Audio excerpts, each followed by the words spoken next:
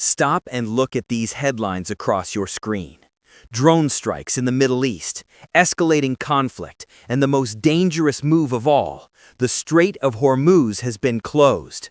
This isn't a distant rumor anymore. It is a direct hit to the lifeblood of our world, and it means the energy that fuels your life is being cut off at the vein. I am the Sentinel, and I'm breaking my silence because the sirens you're hearing are no longer a drill. If you're in your 50s, 60s, or 70s, you've spent a lifetime building your home and your legacy. You cannot afford to let 1 minute of panic strip it all away. Most people will react exactly how the system trained them to. They'll rush to their phones, clog the highways, and wait for government orders that will come far too late. History gave us a bitter warning in 1973 that our supply chain is a fragile thread. But what's coming now isn't just a shortage, it's a total shutdown.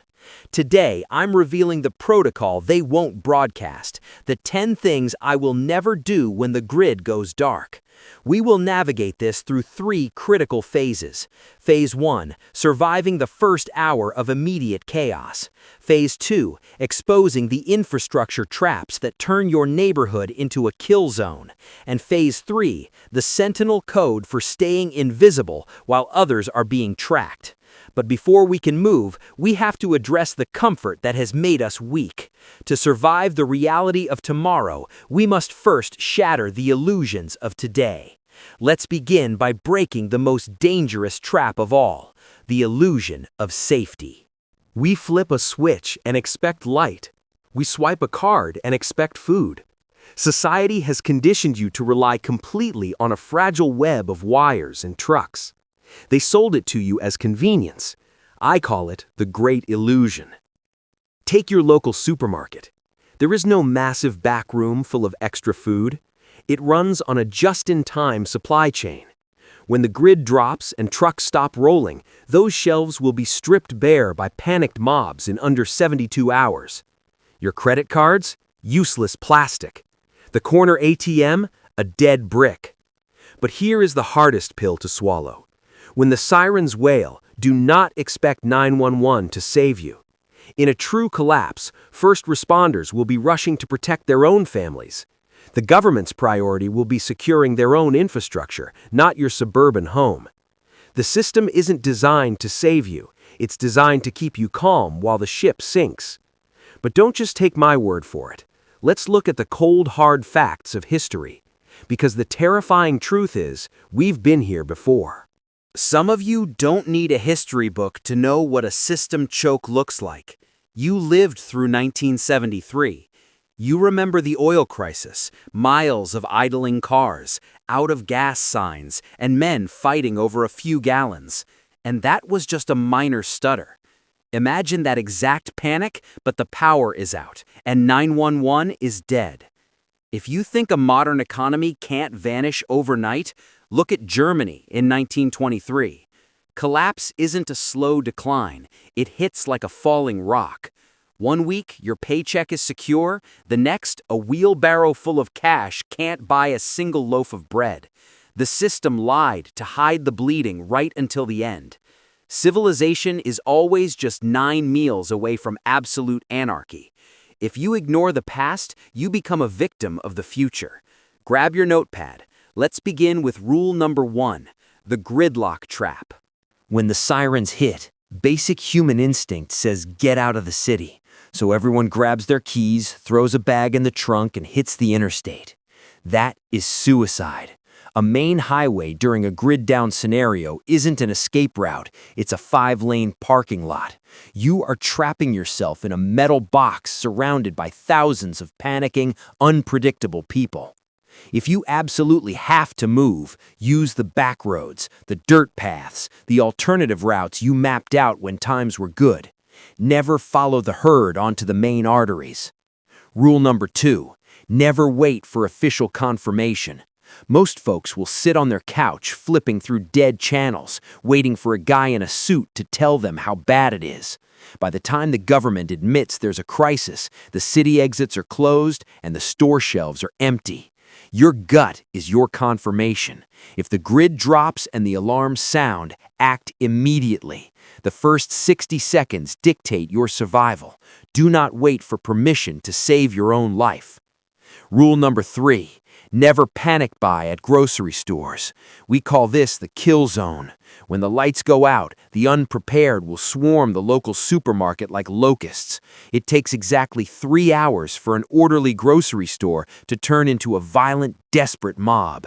You are a mature adult who has worked hard for your peace. You do not want to be in a physical street fight over a bag of rice in a dark parking lot. Your shopping should have been done yesterday. When the grid fails, you lock your doors. You do not go out to buy. Rule number 4. Never ignore light discipline. Let's say the power goes out across your city. You fire up your expensive generator and turn on all your living room lights.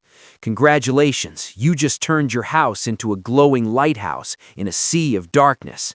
Every hungry, desperate person within a 5-mile radius now knows exactly who has power, heat, and supplies. Blackout means blackout. Tape your windows, use low-lumen tactical flashlights, and stay invisible. Listen to me closely. If these rules are making sense to you and you refuse to be a victim of the coming collapse, hit the subscribe button right now. We are building a community of sentinels who rely on hard facts, not blind hope. Join the ranks. Now let's keep moving. Rule number 5. Never keep your phone active. I covered this in our Digital Ghosts briefing.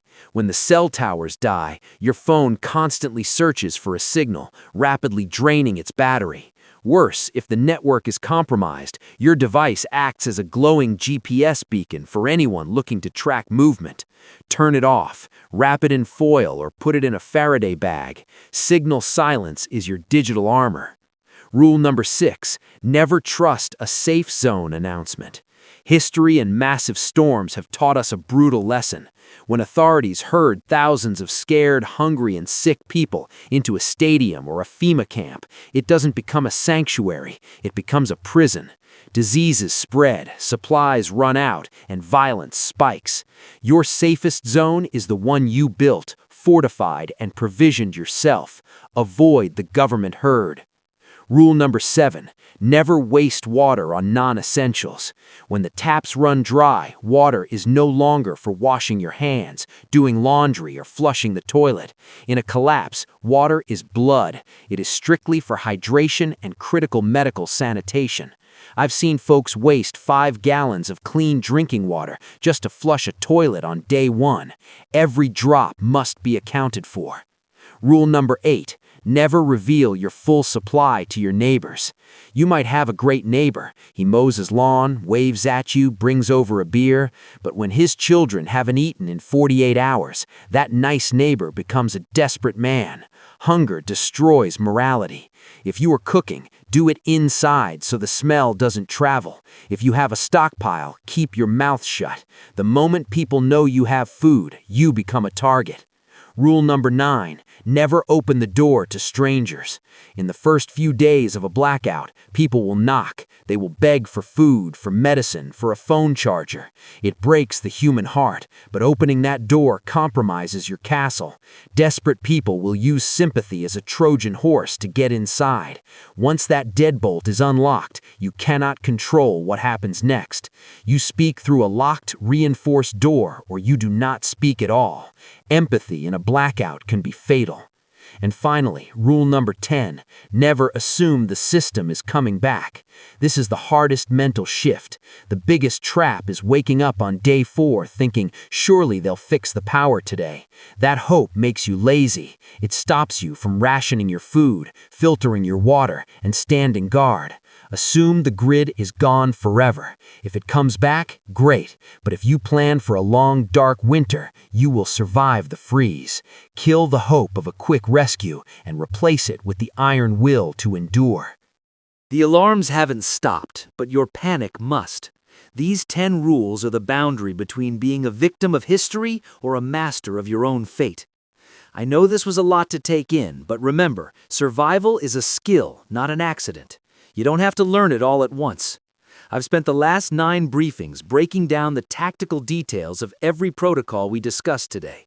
If you're serious about securing your perimeter, go back into the archives and watch my guides on the 9-meal rule, the reality of digital tracking, and the hidden traps waiting in your own neighborhood. Those videos are the foundation of everything we built here today. You've worked too hard and lived too long to lose everything in a single hour of chaos. Use the time you have left to study, because in the end, information is the only currency that matters in the dark. Stay sharp, stay prepared. I'll see you in the next briefing.